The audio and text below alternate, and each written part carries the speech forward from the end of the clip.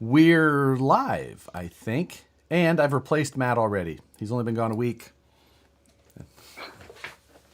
But luckily, I got a call to be a stand-in. I appreciate it. If you don't know, Logan West Desert Wheeler, aka Ding Dong, based on Matt's. Or if you ask my wife, his name is Wes.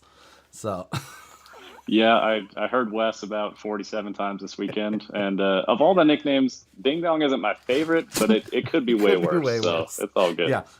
And Nicole knows West Desert Wheeler and knows his name's Logan, but West and West Desert, it all just flows. So I think it's West Desert Wheeler is the correct Wheeler, Nicole name. She's yeah, exactly. Wheeler. But anyway, Logan was down at Probably by the Fire as well. So I figured it'd be talking a lot about the event anyway. And since Matt would be useless to us for that, Logan seemed like the perfect stand-in. Yeah, looking forward to it. Really fun event. Definitely lots to cover. There's a lot that happened. Man, and I probably don't have a great barometer on all of it because I was basically in the booth solid. I drove a truck for maybe 10 minutes, and it wasn't even the truck I was trying to get done for the event.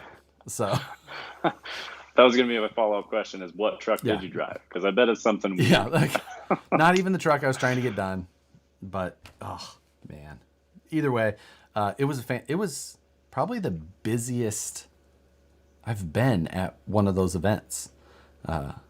They changed things up a little bit with how they had all the vendors, and they brought even more of the vendors into one single area. Was that your first time at Pearland by the Fire? Yes, that was my first by the fire. So kind of lucked out from what it sounds like, especially in the weather. Oh yeah, it was great. It wasn't so hot. We had a little bit of wind on Thursday, but Friday was overcast and kind of cool. Saturday, like mid 80s maybe, a little warmer, but not terrible. So yeah, not terrible. I was still able to run around and crawl and stuff, so having a good time out there. And then the weather at night was just absolutely perfect to go on those night runs. And that's where most of the carnage happens, is out on the night runs, for me at least. Yeah, I wish that I could have got out and done some night running, but no such luck for me. Honestly, I could have actually. It was just myself, and my energy was just like, I can't. I don't have anything left in me. So we went back and we had a super nice Airbnb on the lake, and just was able to kick back, and it was a good time. Thank you. So is there a lake near there? Yeah, actually, super near there. Okay, because on our drive in, I noticed a boat repair shop, and from when you do a 360, you're like, where the hell is the lake? It seems like an it's odd just place for a marina. desert. I saw.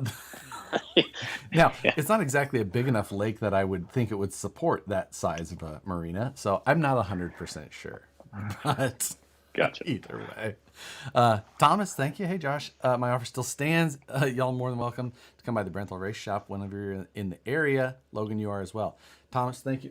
I have a huge bag next to me of things that people from By the Fire brought and shared with me. And I'm going to feel almost bad showing the number of things that there was. It was freaking awesome. And not because of just that, just getting to talk to everybody in general, but literally and the bag that it's in was also given to me. So it was ridiculous, but we'll get into that. Also, tonight we have to spin the wheel for next week's budget build-off video, where next week we're going to be able to get the video done. The following week we're not going to be able to. So I'm going to spin this week for Matt, give it to him, and he'll spin for me next week because I don't think I'll probably be on, but we'll see. And then there'll be a 1 week break in the videos. So either way, it's at the halfway point. We'll get there. You're telling me next week I could be Yeah, Josh exactly. too? You're just going to switch sides of the screen and come back and get all the same questions again. Nice. But yeah, so what day did you get down there? Friday? You got down there Friday, didn't you? I headed down Thursday. Headed down in the morning. Yep. And I got in just a little bit early and Yeah, I was there Thursday around noon. Yeah, I think I got in around 3:30 on Thursday, which, was a nice kind of laid back day. Got some stuff set up, got ready. There was people, people had started coming in pretty early, it looked like, with campers and stuff. So that place filled up really quickly. Yeah, I didn't realize how much area there really was to go and camp away from the vendors because I ended up staying with Rock Pirates RC, and so I was right on top of all the vendors, and we were trying to pack as many of our friends as we could right in there. And I was like, man, there's not much room here at all. But yeah, once you got away from that, there was quite a bit of area. Yeah, we ended up going on one of the night crawls, and I'm walking along. I'm like, how far does this place go? And there's just trailers and trailers. I think there should have been around like 700 to 900 people there, from what I heard. Yeah, I think that it definitely felt like at least that. People, there was people in big fifth wheel toy haulers, crazy cool. And then there was a ton of people just tent camping. People set up some absolute compounds of tent camping. Tents surrounding huge easy ups with like pit tables in the middle and lights and sound. Like, I was just like, you gotta be careful around here. This looks almost like like, it was pretty impressive to see how much people had prepared and brought everything together. So, yeah, absolutely. We stayed off site because, Nicole requires duvet covers, and I actually am right there with her. Hot showers and just relaxing. We sat out on the dock a little bit, had our coffee or beverage. A good bed and a hot shower. You can't lose with that. Yeah. Especially after those long days. So, but so yeah, Thursday, nothing crazy. Friday was the kind of the start really of everything. And all the days kind of blend together for me because I felt like I just arrived and went to the booth, and then I was there all day. So, the mini events and things like that were happening. Let's see, Saturday was concourse. What happened on Friday? So Friday kicked off with Ultra 5K. And for me, I have a bomber sitting on the shelf, and it needed a motor and a servo. I could have made it happen, but I was just really considering all things around, and I was like, I'm going to be running around all day. I don't know if I want to go kill myself immediately first day and then like suffer the consequences the rest of it. Because I'm not really in running shape. I could pull off a 5K, but I'm going to be feeling it for sure. So I decided I opted out. Yeah. What time did the 5K start? Because I'm pretty sure I missed the entire thing. I think it was 9 a.m. Well, maybe I was there. I just didn't notice. I think I got there pretty close to 9. But it was, typical day at work sometime. Yeah, that's about right. I have goals on when I plan to leave, and then there's the time I actually leave. And so, So when you're traveling, is it you who makes you and Nicole late, or is it Nicole who makes you? No, it is absolutely me. It is. Nice. It is absolutely me. There's very little, I gotta get loosened up and, psych myself up and ready to go. And then I asked Nicole, I'm like, are you ready yet? She's like, I've been ready for a half hour. Okay. But, so, yeah, the 5K, it sounded like the course was pretty, even the guys who were ready to go and used to it. Even them, they were like sore from it. I'm like, this is exactly why I don't do this. Yeah, the boys over at West Valley Hobbies, you got Mike and Zinger, and they used to be my local hobby shop, so I know those guys from actually buying things from them. So it's kind of cool to see them out of the events because I'm no longer near there. That's right, because you're down in the St. George area, right? Southern Utah. Yep. So that's those guys are always the 5K people. I think the podium was Mike, Zinger, and Chris formerly from Ultra. Gotcha. So, yeah. Well, that all lines up. Yeah. It's like, yep. That's exactly who I expect there, and looked punishing. And then the rest of the day, Friday, let's see. that was our good weather day, but they had like the scale city and the mini.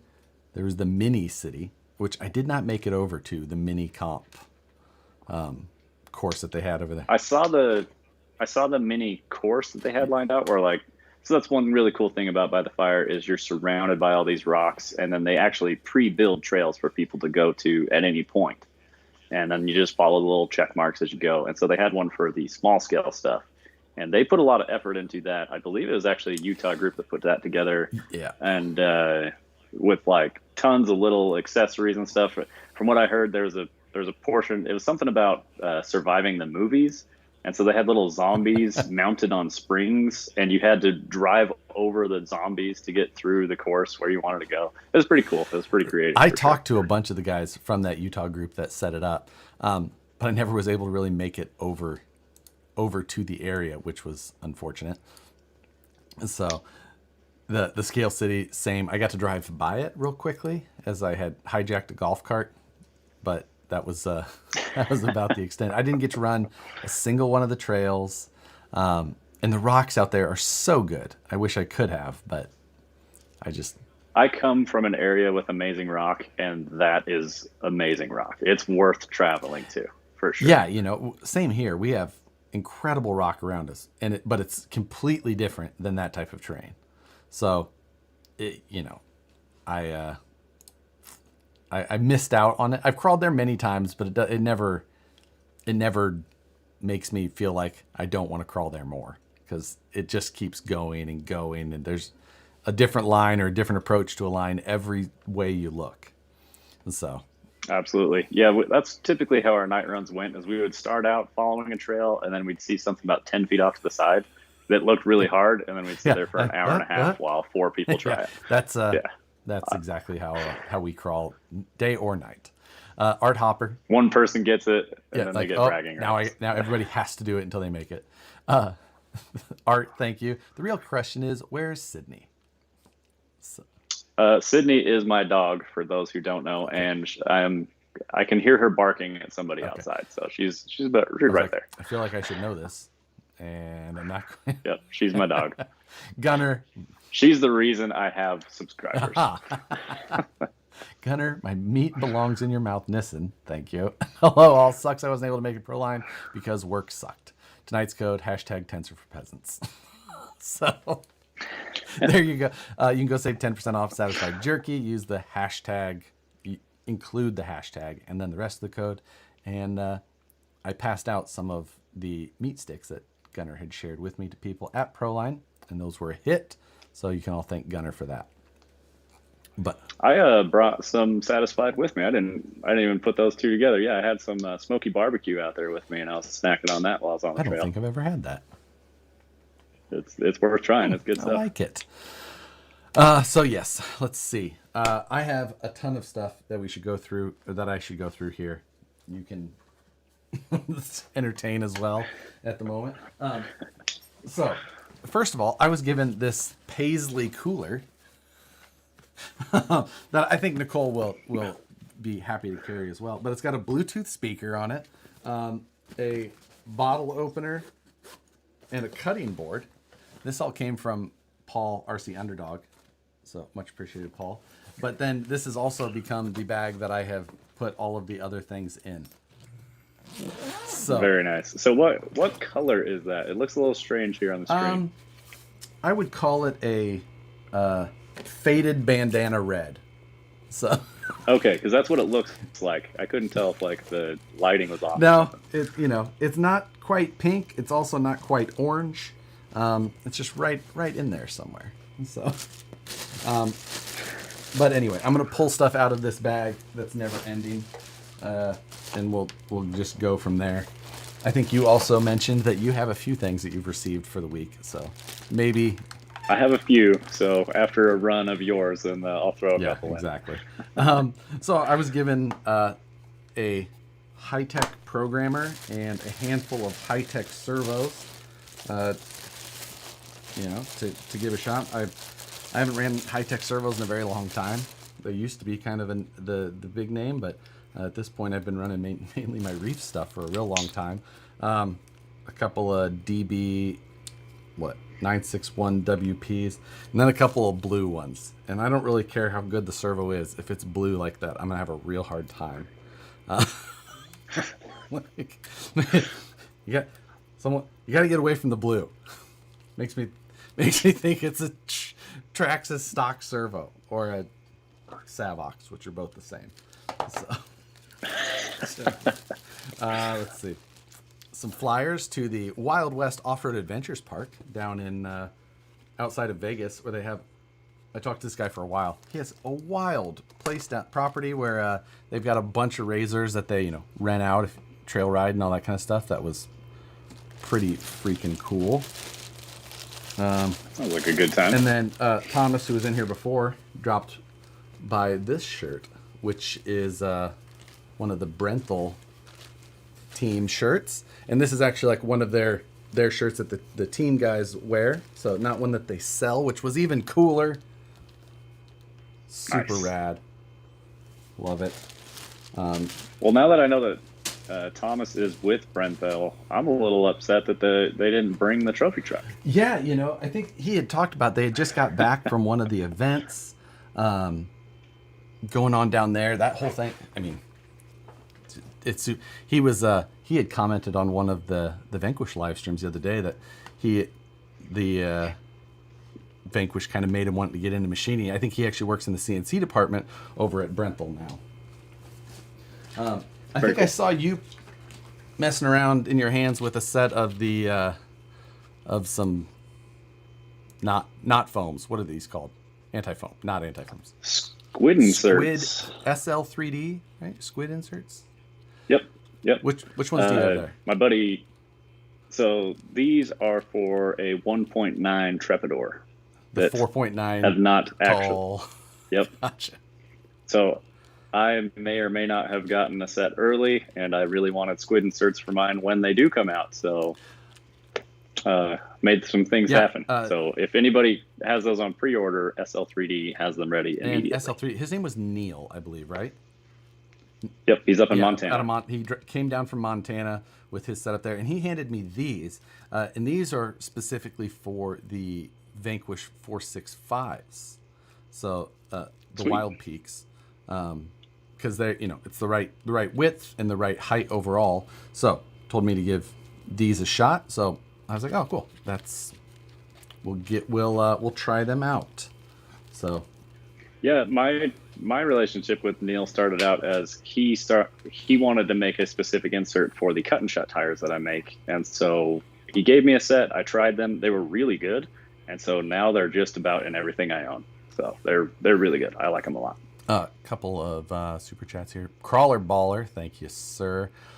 Logan, this is your opportunity to give Matt his own nickname. Choose wisely. Crawler Baller, yeah, he's got the right idea. This is where it's going. That's pretty perfect. Crawler Baller didn't make it down, I guess, to our event. Not enough mini stuff, I'm not sure, but didn't make the trek down. And Tom Havel, thank you. Hey Josh, just wanted to say hi and keep doing the great videos. Maybe one of these days you can join the Cool Kids Club and get a sprinter for going to comps. I would like a sprinter. I've thought about it, like trading in the glass, but I just don't know that I could daily it, and there's no way that both of those could exist here. So I think that I am going to slightly outfit my Gladiator for this to be better useful, but I would really like to have a sprinter. Like a long wheelbase, high roof sprinter would be a pretty hard daily. That's a big truck. Exactly. I borrowed a friend of mine's got the Bobby at Gately Audio. He's got a long wheelbase, high roof 4x4, and he had let me borrow it. We were actually doing some props for the Antelope High School band. Ripper machinist from Vanquish. His kids had come up through the Antelope, and we would make the props for their like field performances every year. And this year was this massive project of all these trees, like 20 trees that took 2 4x8 plywood each, and I needed to carry them from his shop to there. And he's like, just take the Sprinter. I was like, okay. But yeah, driving that thing down the roads and all that, I was just like, I really want a Sprinter, but man, this is... Maybe I could get away with the high roof, but short wheelbase. I don't know that I could. Even the high roof, you run into some difficulties on the day to day. Yeah, no doubt. Let's see. Okay.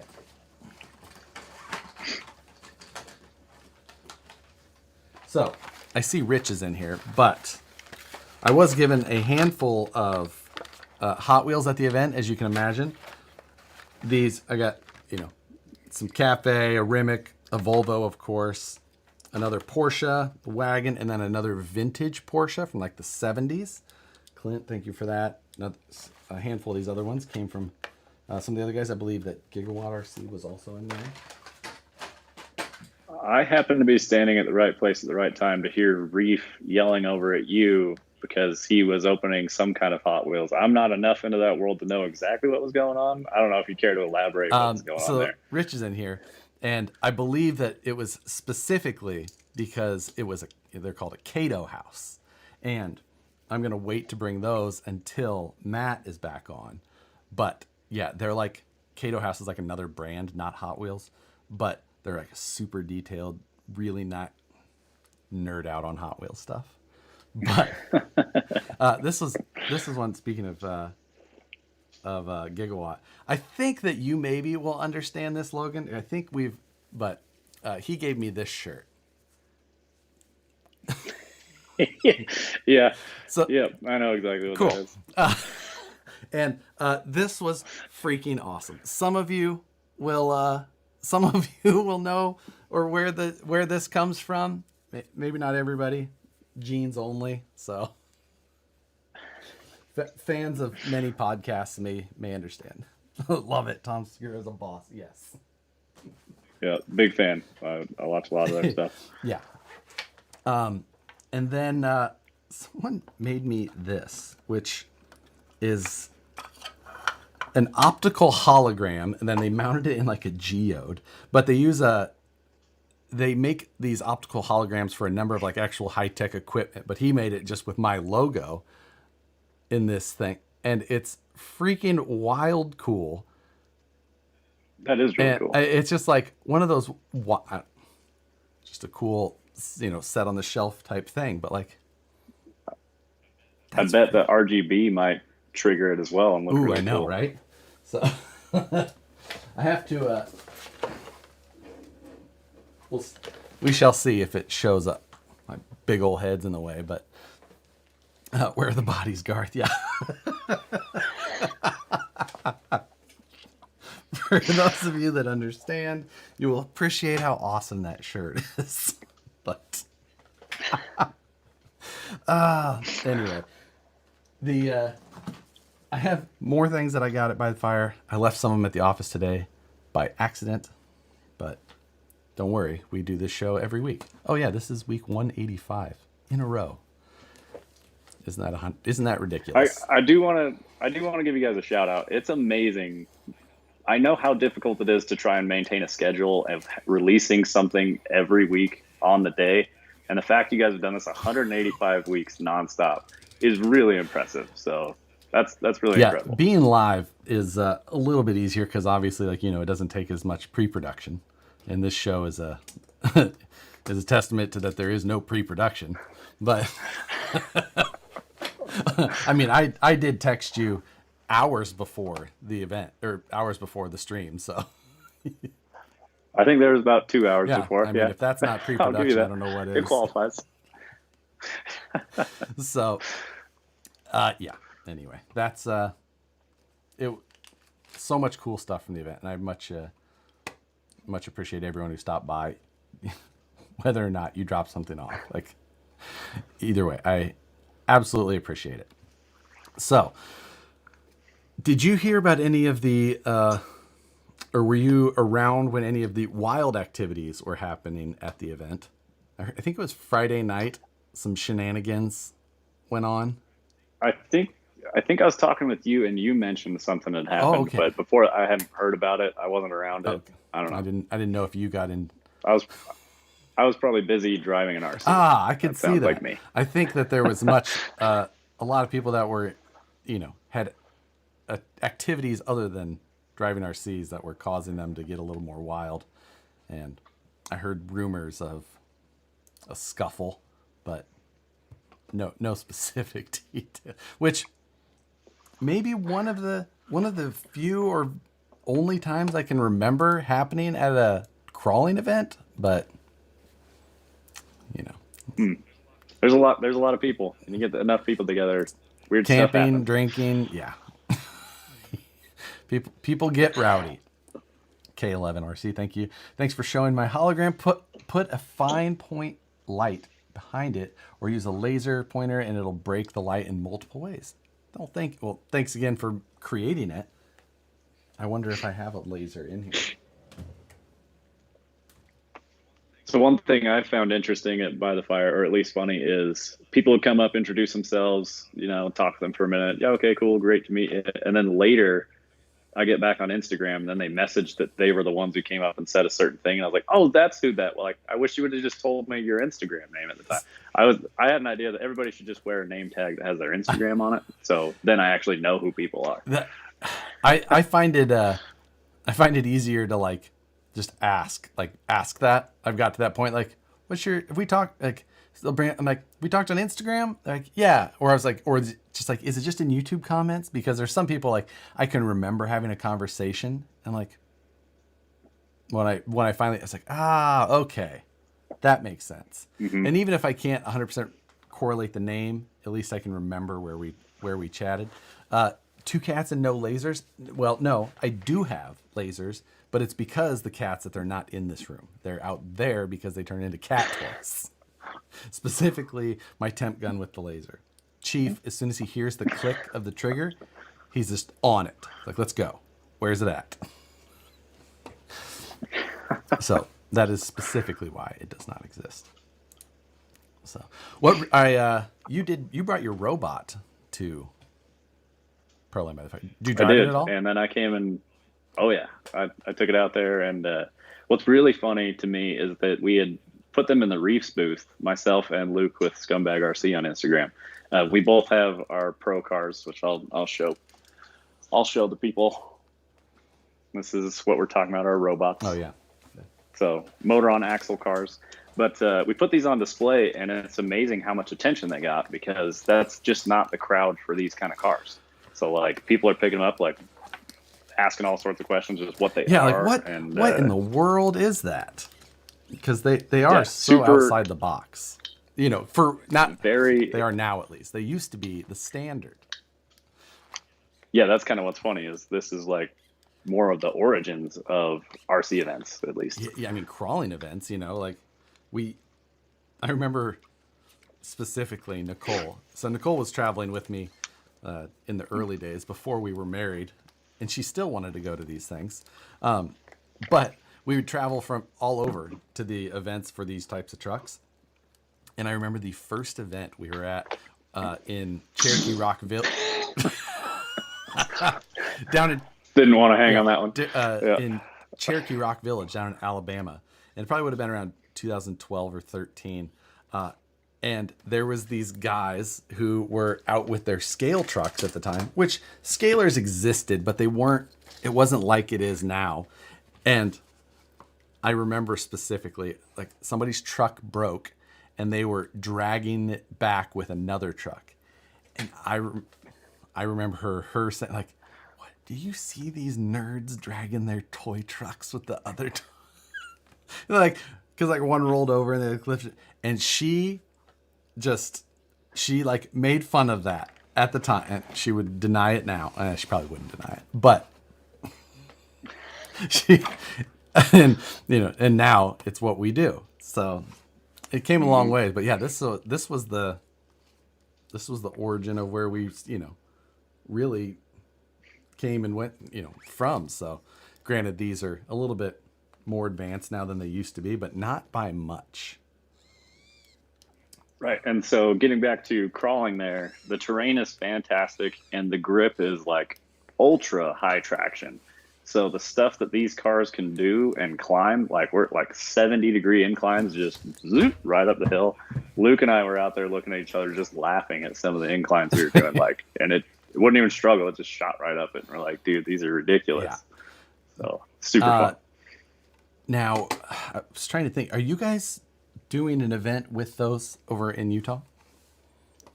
Yep, we do a RC crawling competition series, and we typically do that in the spring. And we named it the North vs. South Utah RC Crawling Championship because we like to have really short names. Yeah. And so the way it started, Luke is up in northern Utah. I'm in southern Utah. We each have our group of friends that get out and like to compete and stuff. And so we put together 3 qualifying rounds, 3 in the north, 3 in the south, and then a seventh championship where we bring north and south together, and then we find out who's the best in the state. Yeah, so. And I knew you guys did the north versus south thing, but I didn't remember if you did them with robots or with scale trucks. So yeah, so we've changed our classes, or at least last year we did. We have a class 2-ish. It's very relaxed rules, and so we do class 2 Lexan bodies. I mean, they have to have a chassis and a transmission and the chassis and stuff.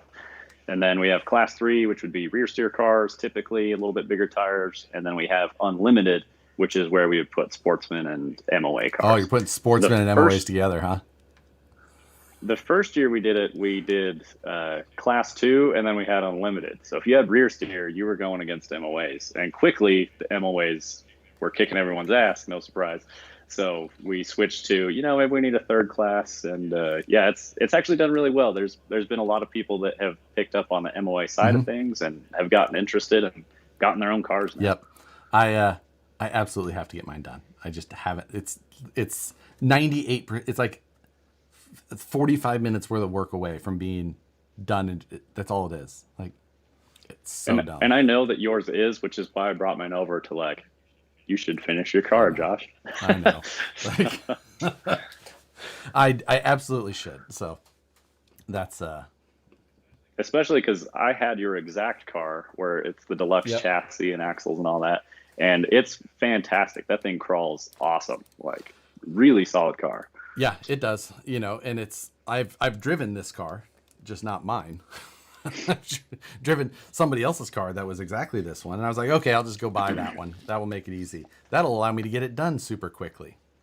And then it sits almost done for a year. I was trying to get it done for Worlds last year, which was a drivable distance for me, and then I got the sick. So I was like, maybe I don't go pass that around on course. But so I do want to bring this up is during By the Fire, they had the World Championships. Yes. And so that's WRCCA. I'm not super familiar with the exact rule set for performance scale. I think it's something similar to kind of what we do. Fairly similar. Yeah. Yeah. It's a relaxed scale rule set, basically. No scale points type stuff. Right. But my buddy Wyatt from Axial is now a world champion in performance. Yeah, so congrats to him. I did see that as well. I saw he made a post in the Comp Crawlers and MOA group, but I couldn't stick around long while browsing at the time. But yeah, I had seen that he had won there. I didn't get to see how the attendance was for the event. Yeah, I'm not super familiar with that either. It was cool to see the lineup of like the supers on the picnic table. I saw that picture. And I have a super. Mine's just stuffed on a cabinet on top of my laundry room, and it's kind of tore apart. Otherwise, I would grab it. But imagine the MOA with just wagon wheels on it. That's what it is.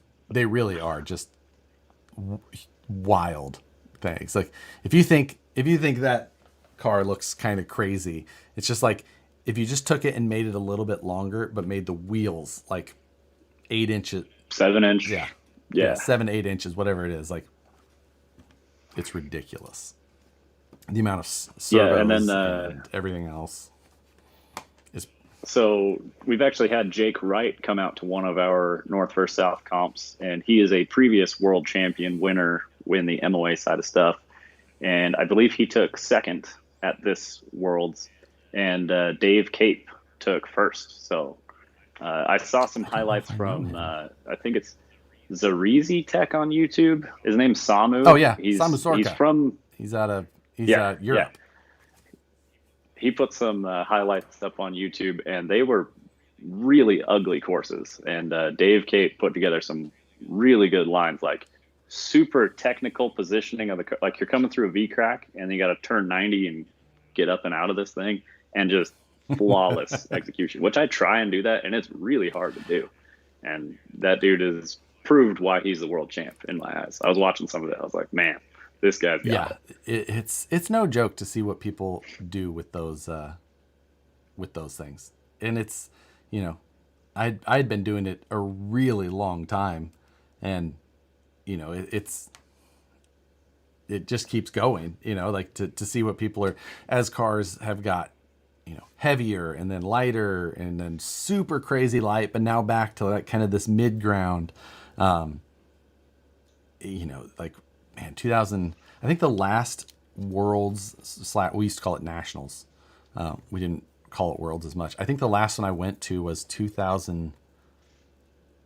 Well, actually, I guess I went to like 2017 because it was up in Reno. But 2014 was the last one that I was at, I believe, before that. And I hadn't missed one since 2009 up until then. So, you know, we were just everywhere with those things. And they're so much fun. And the guys who you can tell just practice and practice and practice and just know how to use their car are truly impressive. Yeah, I had gone down to Arizona in June for the Arizona Summer Shootout, and in pro, my goal for the day was just to finish courses, because like it makes a huge difference points wise, and I was actually able to do that. I ended up being the only one in my group that, like, because y'all pack up and rotate courses, I was the only one in my group that lucked out and actually finished all 5 courses of the day, and that got me into 5th. But what was funny is like my score was like negative 40 something for the day, and then those like Nabil and Dave Cape were like negative 230. Yeah, exactly. Like way cool there. That's fun. So yeah, the only reason I took 5th is because somebody didn't show up, basically. Like if there was another good driver, I would have been bumped right out. But I'll take it. I was pretty proud of that one. What is the MOA chassis kit to get? I've been interested and not sure where to even start. So mine is a full Deluxe Fab shirt, which is the shirt that Logan's is wearing. Deluxe Fab, they make these axles, which they call the Super Lights. They're, you know, fully machined aluminum and carbon fiber. They got the weight hangers and knuckle system. This is their chassis. Logan's got a Pseudo Pro 3D chassis on his, I think. What is that one? Yep, Hitman Fab Pseudo Pro 3D, I think is the correct name right now. So they're pretty similar beyond the difference in the chassis. But I think you've got the same, you got the same axles and wheels, other than maybe, do you even have the same wheel face pattern as I do? No, yours are slightly different. Either way, you can pick like 4 or 5 different wheel faces, and but they're all functionally the same. So you can buy this as a full kit that you assemble, or you can buy it assembled in RTR all over. So I bought the Deluxe roller, so I had your car, and then I ended up switching chassis. Yep. So I put Holmes Hobbies, what are these? Crawlmaster Magnum Stubbies in mine. And this is the Shifts GT3 servo. Shifts was sponsoring the Worlds when I was building this car for it. So I was like, oh, you know what? We'll go with that one. Help kind of support them supporting it. And then I didn't make it. So either way. The first day at Proline by the Fire, I walked into Reef's booth. And Reef supported a few projects here on my channel. Greatly appreciate it. And I walked in wearing my Nationals shirt from that event. and it says presented by Shift RCs. He's like, if you're going to be in my trailer, you better grab a Reef shirt and get out of here. So it got me a free shirt. So Perfect. I'll take it. Yeah, I think, yeah, there was a lot of that shirt throwing happening at the time, but Nice. yeah. So, robots, I know that everyone here is actually into this for the robots, but somehow now, do you have a full sporty too? I did. I buy and sell the sporties pretty quick, and currently do not have Currently a sportsman. without, yeah. The sportsman stuff is also fun, just to see what, a true shafty car will do. A lot of fun. So if someone on the scale side is into like the G speed build with like the hard lines and like ruptures, sportsman is just that next step above that, where like it's like you really just care about killing the hard lines. That's the thing. People are like building these things. I'm like, well, you've decided to abandon the scale aspect of it because your truck doesn't look anything scale at all. I'm like, why are you still running that thing? Why don't you just build a sportsman, which will destroy that car? And like, I think it's literally just a lack of knowledge of availability of what a sportsman is. Exactly. Because and there's no reason. Like, just build a sportsman. yeah, my interest driving the RCs on my terrain is mostly what's the most difficult obstacle I can drive over. And so these cars allow me to drive the most difficult lines possible at all. Right. And so that's where my interest in them comes from, is just I want to drive crazier stuff. And totally. What's funny is people think like, oh, well, it just makes everything easy. No, you just crank up the obstacles you're going on, and then it's hard again. The only counter to that people have is they just do not have access to that terrain. And that is the perfect point. And at that point, it's like, yeah, like if you're mainly trail riding and driving over routes and doing some hill climbing, then yeah, that's a whole different world. But if you have wild terrain and you're just trying to do the hardest stuff, build a sportsman or an MOA. Mm-hmm. I mean, if you really want to do crazy stuff, build an MOA and it will blow your mind. Absolutely. And even still, I can go the opposite direction and have a lot of fun with that. Like I can get a leaf spring TF2 and put it on really wild terrain, and it's super fun and challenging. So it goes both ways. Yes, that's exactly true. Well, I mean, other than the TF2 part, I can't, I cannot condone. But yeah, for the hobby side for me, like I do love the wild, difficult line stuff. Like that's really what I enjoy the most a lot of the time. And then the fab side of making, just like representing something with cage work and carbon fiber and stuff like that. That's like a different portion of the appreciation for me. So that's the two sides that I in the end, fabrication is my number one. So I have a hard time doing. Which I was able to check out your Fordyce and your RC Porsche while we were there. Super, super cool stuff, man. Really impressive. And so much fun. Really is. Like, there's just something about being able to work on building tiny trucks like that are a different level of fun. So, Jeremiah Salberg, thanks, sir. What happened to Matt? He got more handsome. Josh, will you be spinning the wheel? Also, I've been having a blast 3D printing. Deluxe Fab, that's made in Minnesota. Yes, and yes. Yes, I will be spinning the wheel for both Matt and I. We'll have to determine who goes first. That I feel like I have a good chance of pinning Matt down to a bad result. Because if you're spinning it, that's probably what's going to happen. We're going to go first because I think I'll get the bad result out of the way first for him, and then And as far as having a blast with 3D printing, yeah, I've had a couple of friends who recently got printers for the first time, and they're just like, I need more things to print now. Make more files. So lots of fun. And actually another friend in Minnesota, Ryan up there. I think he's making all of the things for Nolan and Andy. So, and then Deluxe Fab in Minnesota. Where they're, I know they're in Minnesota, but where? Do you know specifically where? I am not sure. I can't remember either. The Deluxe Fab used to be out of the Pacific Northwest, and then was sold maybe a few years ago, over to the crew there in Minnesota, and the fear is always when an ownership changes and goes from the person who kind of like makes the brand what it is, and then they sell it. It's like, okay, well, it could fall off now.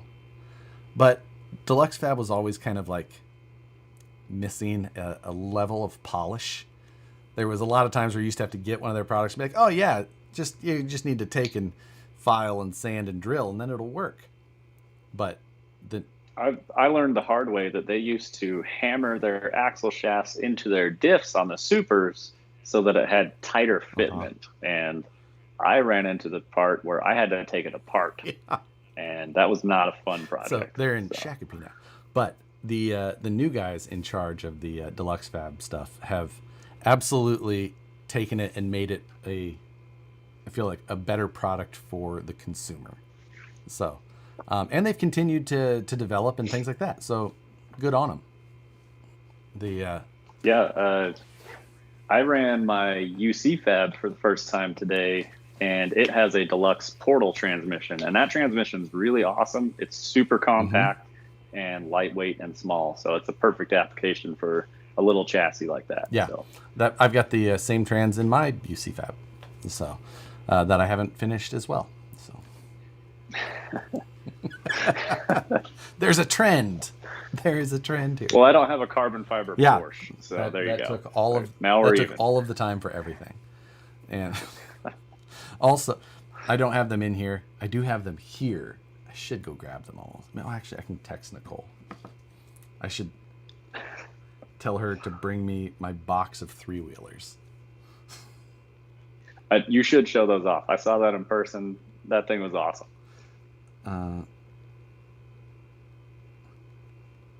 Yeah. So that was the other thing I picked up while I was at Proline by the. Well, I bought it probably just under a year ago. But Ampro Engineering has stored them since. But I bought some of Showdog's collection.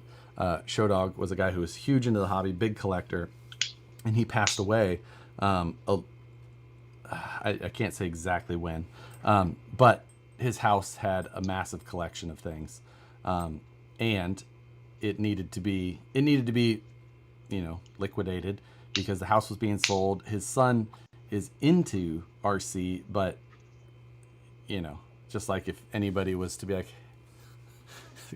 come, like, I don't care how into RC you are, if you have to come take my collection of things, it would be a burden to most people. Like, you would probably want some of the things, but the rest would be like, I don't know what to do with this.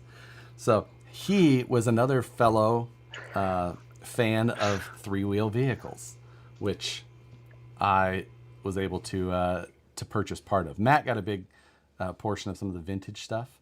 I got a vintage Porsche and then 3 3-wheelers and 3 4-wheelers that we'll show once Nicole reads her texts. She probably doesn't have her phone number. I'm currently imagining the poor person that has to go through Matt's stuff and pulls out just a bag of heads and is like, God. What the hell? I know. Like if anything ever, I mean, I've joked about it with Nicole. I'm like, man, whoever has to go through my collection of things is just going to be shaking. Like, what the was this? There's going to be someone going through your stuff. Why do you need 36 bomber interiors? Yeah, like, just the things that I have here, that the number of disassembled D12 little key trucks. I'm like, these are so cool. I'm going to take this apart and start a project on it and then push it aside. And then like, you know what? I'm going to do another project with it. Disassemble. Put that one aside. Like every time I just take a new one apart and put it to the side. Like, I don't know what the point of this is. So, I have a problem. Yeah, I'm just looking around at all of my problems actually, because I can hear her getting ice, so she definitely doesn't have her phone. I've been pretty lucky in the fact that I think I've realized that like 7 to 10 is about my happy zone. 7 to 10 I don't cars? want to go.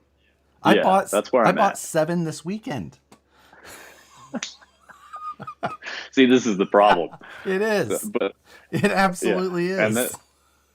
and I can only justify that because I run a YouTube and need the variety. Like before YouTube, I was running 3 to 4, and that was about it. And 2 of them were usually broken. Yeah. It would be a great challenge to count how many of mine are drivable. If we're guessing on percentages, I'd be real surprised if I could break 20. Because we just came out of By the Fire, I think everything but my bomber is working. Oof. I think we're there. Yeah. Now my super's out. So luckily with the super, you can make 2 cars work because it has 2 motors, 2 ESCs, and 2 servos. So it's pretty easy to like cannibalize that one. I don't want to play this game. So it is frightening. But, I did sell a huge lot of 124 scales, so that'll help. That helps bring my... See, I've stayed away from the 24 scale, so that's probably fortunate why I don't have 14 more. Yeah, exactly, because they're so convenient. It's like, it's not that bitch, just goes over here. It's $100. Like, It's a deadbolt. Upgrades are like $9. That's fine. Just buy another one. I'll buy 470 upgrades. Yeah. Oof. So, now I think she's... Yep, thank you. You told us they said hi. Yes. Thank you. Hi, Nicole. She says hi, Wes. Awesome. Thank you. So, this is a box of other things. Man, the nostalgia of the little plastic piece at the end of the antenna. I've forgotten that's a thing. Right? So, this is the Porsche that I bought, which is absolutely beautiful. I mean, how well it's done. It's in perfect shape. It's a belt drive Tamiya. I'm not sure which one. It's got a brand new carbon or fiberglass chassis on it. Fiberglass. Everything about it is just brand new and well done. Aluminum body shocks and everything. So this is one that is just for a collection. Not going to do anything else with it, but so well detailed. Even the Porsche stickers in the center of the wheel nuts, like Great looking amazing. car. He did such a good job, and Porsche. So then, well, I also got a second body with it, with the wing and everything is not assembled. It's all brand new in the package there. So the body is painted and stickered, but beyond that, it's about it. So I'm sure that there's somebody who has a car like this that needs that. All right, so here's a question for you, Josh. I don't currently own and have never owned anything Tamiya. Oh. What would be a starter Tamiya? Oof. Now, I'm not new to the No, hobby. I know. I mean, I can work through, yeah. I think you should get a big rig. You should get a semi. I'm on board for a big rig. That sounds fun. I think they're super I'm cool. not even being facetious. Like, I got the little rally bug and the cool little ones up there and all that. They're cool. I had so much fun building that stupid king hauler. Yeah, Stretched, all that. Like, I'm definitely going king hauler. I like the old like KW Yes. Peterbilt 379 look. That's it. I'm not doing no cab over Nah. European. exactly. None of that. That's for the commies up north. But yeah, Matt, exactly. Oh, I'm fancy. Absolutely, get one of those, and you'll be so surprised how ridiculous, fun, but useless they are.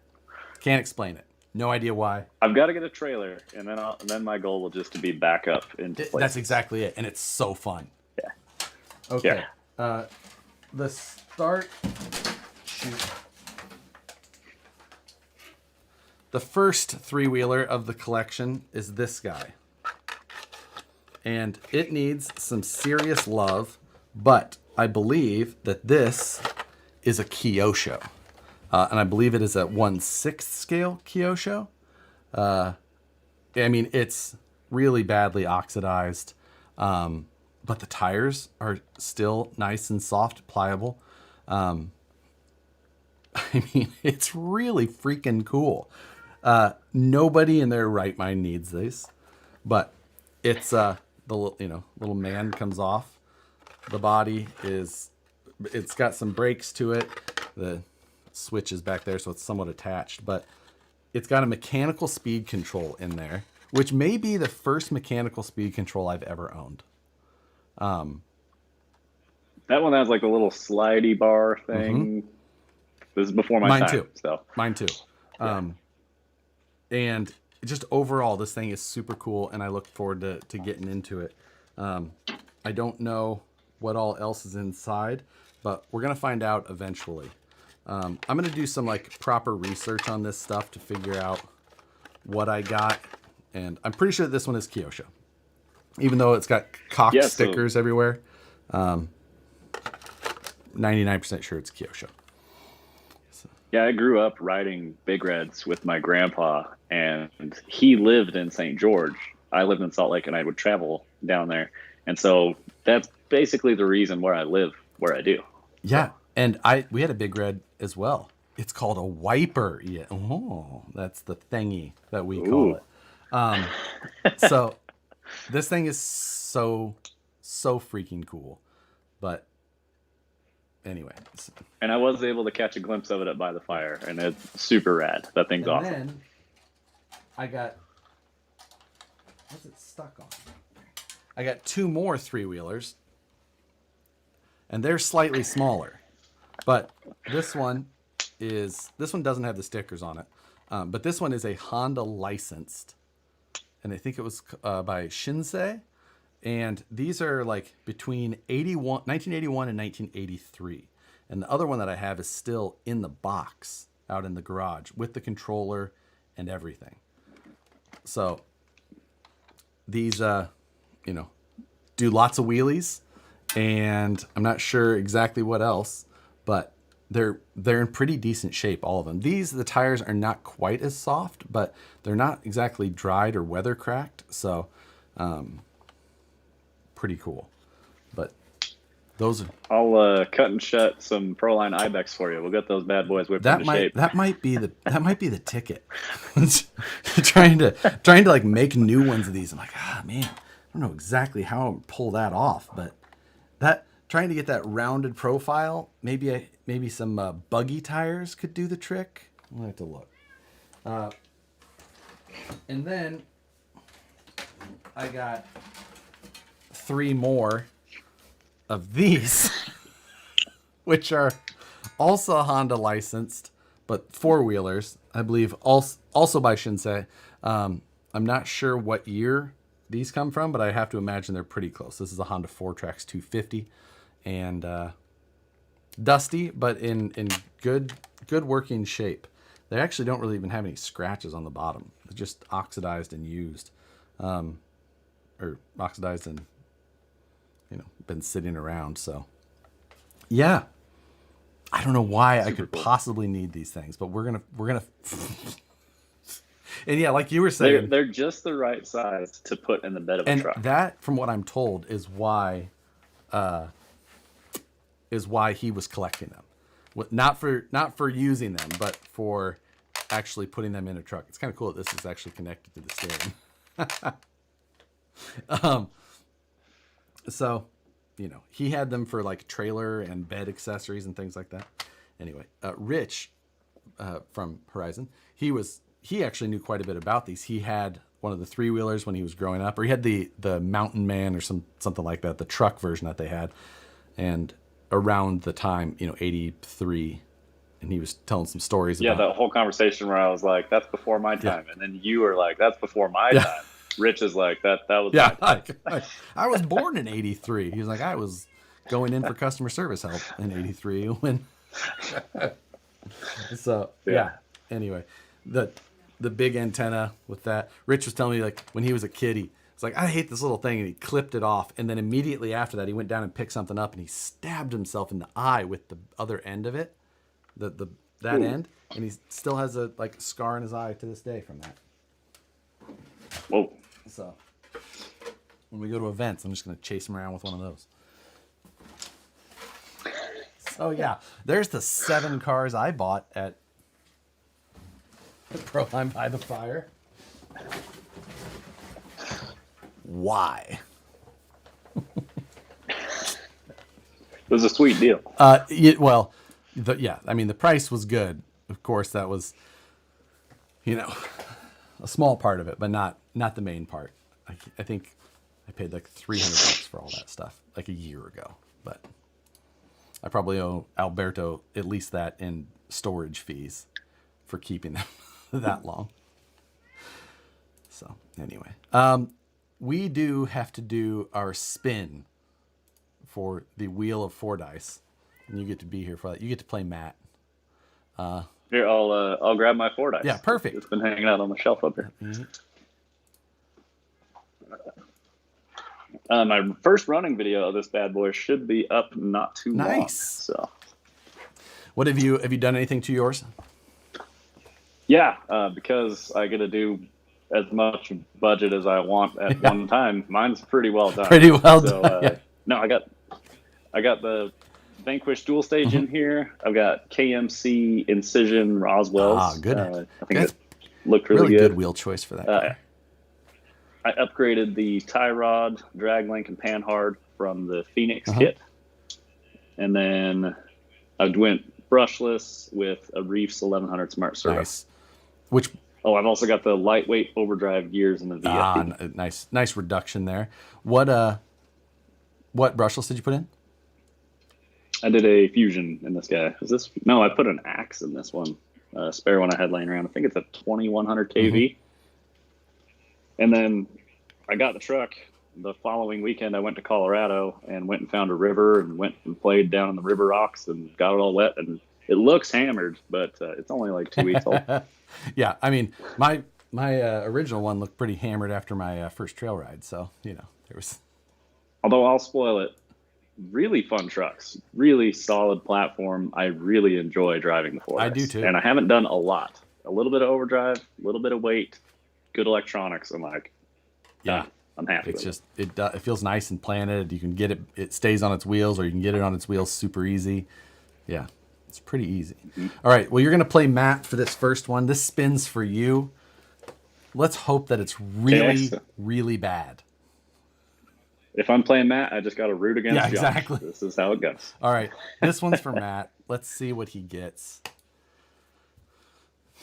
All right. I've got my stream up over here. Matt gets Hot Wheels week. All right. That means he has to spend $10 on Hot Wheels out of his $50 budget. That is the most Matt spin. Now, the real question is Matt going to do a Volvo or is he going to do a Porsche? There's only 2 options. I know. It's got to be one of those two. I know I'm going to get absolutely screwed on this. Out of all the spins where Josh has been reduced on his budget or limited, Matt gets more cars to bring home. All right, here we go. This one will be for me. Matt, Hot Wheels, me.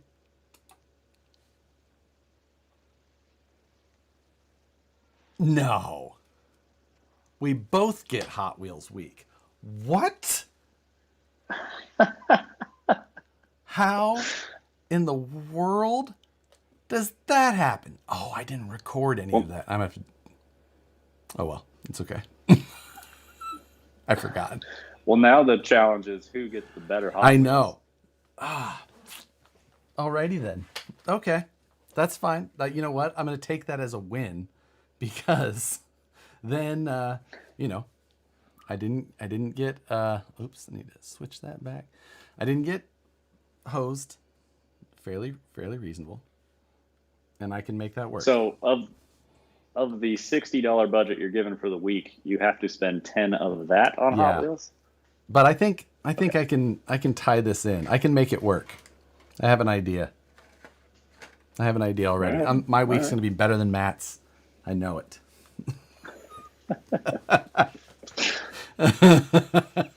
So. Well, as Matt's standing, I don't feel like I did terrible for that. You did spin, okay. So I really wish that could have been that could have been more painful for him. But should have refreshed the wheel before your spin. I haven't refreshed that page since we started it. So I've just left it as it is, just in case. I really should have though. But I mean, it's been different every other time. So, oh well. It's true. I'll allow it. Damn it. So much anxiety for that stupid spin. I have no idea why we changed the format for this one. But I can 3D print Apparently, it. That's so exactly right. So apparently it's so that Matt can actually play on a level playing field. I know. It's it actually has been a fun twist. It just really the part that where it's affected the most is like Matt has been on his vacation to Ireland, which, you know, fantastic for him. But we haven't been able to like pre-produce our weeks or things like that in advance of like any trips or vacations we have, and that's why we're going to end up having a break. So that's the only difficulty with this thing. So you know, it's still fun though. Sookie's being a pain in the ass on the wheel outside, which the wheel I have to like rebuild our cat wheel because she's worn it out so much that we got a whole new stand, and it's still, she can just destroy I have to like re-engineer an entire stand. Why do I get the feeling there's going to be a carbon fiber cat wheel? I know. I'm just like, I need to make this better. So I feel like we're doing. No, it's forged. Yeah, I thought about doing like the generative design thing for like the 3D printer where it makes those like wild shapes, and then wrapping that, you know, like doing the overlay of that in carbon fiber. That's my idea. I think I can make it happen. So This sounds way too difficult. So it sounds about like the path you take. Favorite thing ever to do. One thing I'd love to talk about is at Proline by the Fire, there's lots of awesome cars that are cruising around, and I got the opportunity to drive a couple really cool cars. Which ones? Dan was out there from Vanquish, and he turned over the controller to his Ripper. Oh, did you get to drive one of those? And I got to drive a Ripper for the first time. And yeah, it was super fun, and huge props and credit to Dan, who hands me a controller and is like, have fun with it. And I'm like, I don't want to hurt it or anything. He's like, no. Have fun with it. Like, it's all good. And so I was able to actually go out and crawl it and challenge it a bit. And yeah, it was super cool. And I've got a video in the works for the first Ripper drive. Nice. Where I feel really bad, but I ended up leaving my mark on that Ripper a little bit. It feels good at the same time though. It's like, like that ding sound. You're like, and it's like, there it is. It would feel really good if it were my car, but it's Dan's car. And in the video, I don't catch that I did it. And it's a quick rollover, and it leaves a dent in it. And in the video, I kind of laugh at like, I rolled a Ripper. And then later on, I'm like, oh shit, like I dented that Ripper. Like, that's not cool. And I've sent a message to Dan, and he was super cool about it. He's like, no worries at all, man. It's all good. I'm glad you tried it. But I still I didn't want to do that. You know. So I feel like that we are in a lucky position to be able to own one of those without having the sacrifice of what it takes for someone who doesn't work with us to own one. I'll say. So, you know, if it like for our ability to be able to like hand off the car, and for someone to like appreciate it at that level that we don't have that same like focus at, just because of how we were able to get them, I think that it makes it kind of cool. Like, I mean, same with like mine. I've handed mine off to people and like, just go for it. I don't like, mine's beat. I hammer on it. Like, like do it, man. Have a good time. And I should take it more for something like that.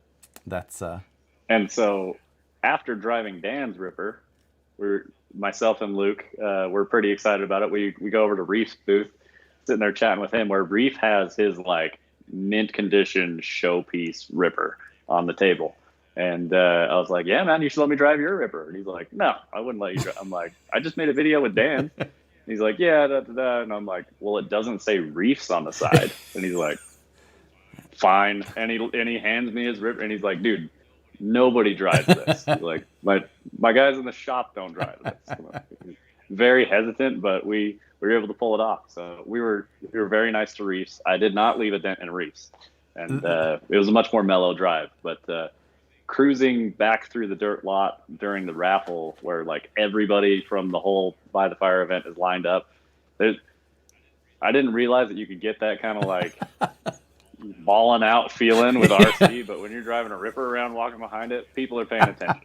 I'll say that. They are a fun car. You know, performance wise, they're by no means killers.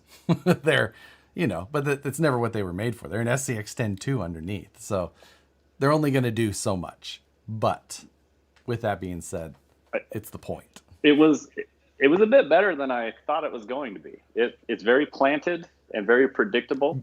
Yep. And overall, it's pretty good. It doesn't love vertical stuff. That's pretty obvious. It's heavy, but it navigated its way through some pretty fun lines for sure. Yeah, you know. So good work on the Ripper. And you can just run them through. I mean, you're not going to really hurt them.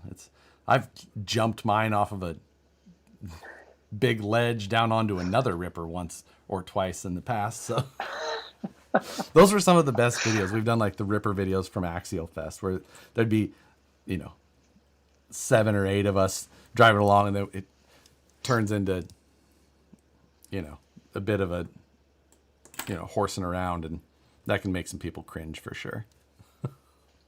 Yeah, and so then it leaves you with the question of like, could I justify buying one? And I don't think I'm there.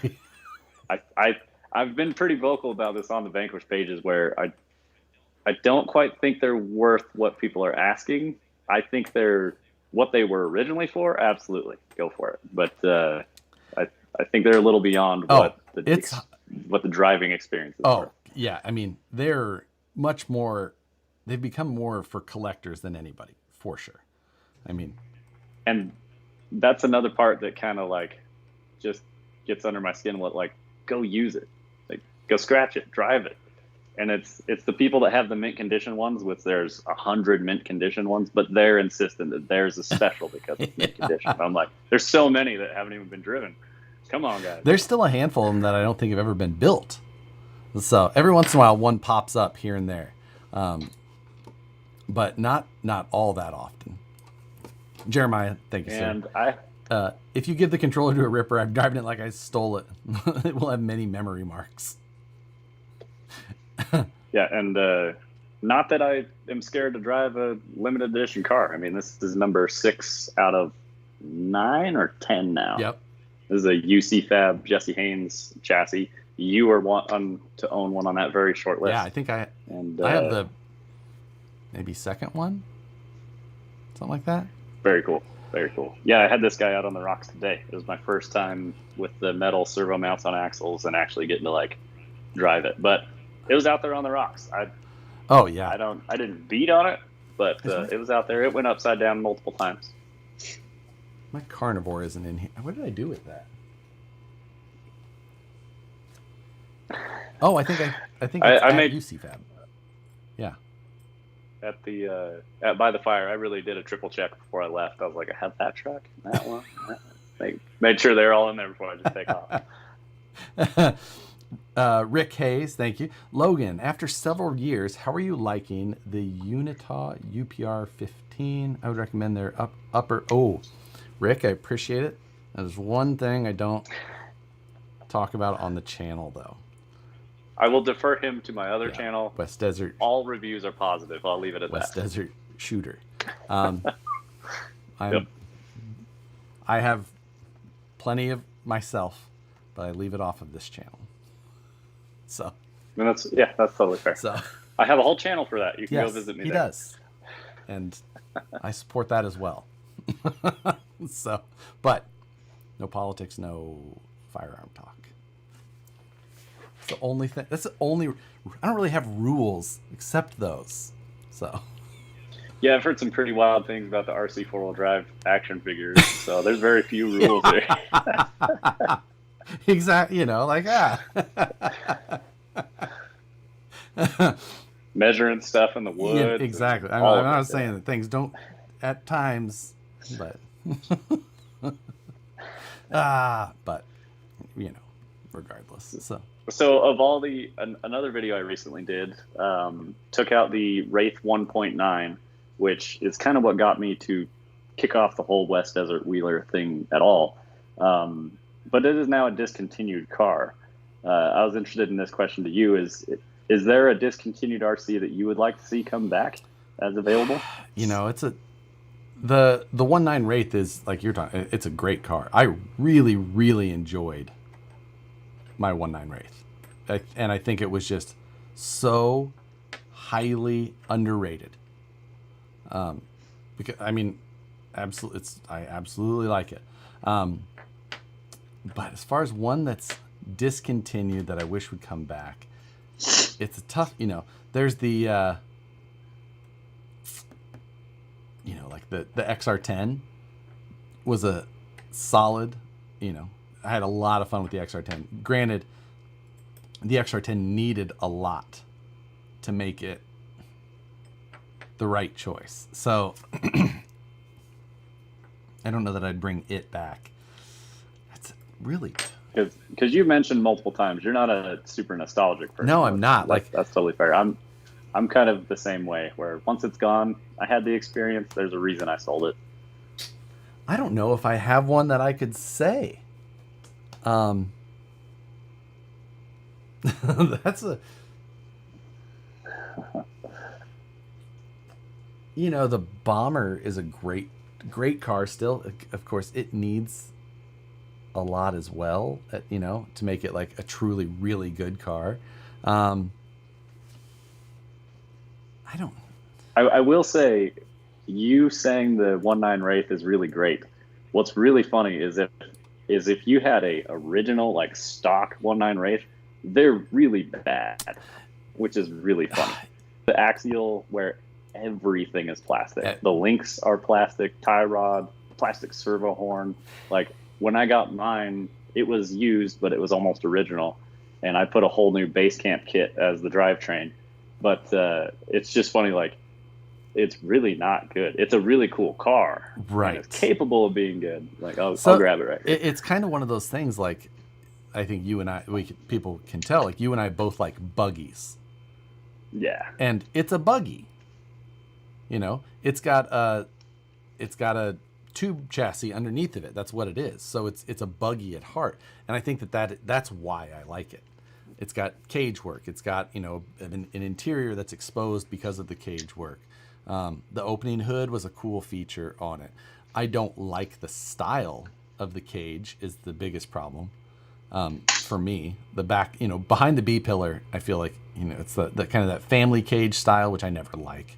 I would always rather have a 2-seat cage, but it really comes down to the fact that it's a cage buggy. And that's why I also said the Bomber, because the Bomber is a tube buggy, so those are the cars that I do like.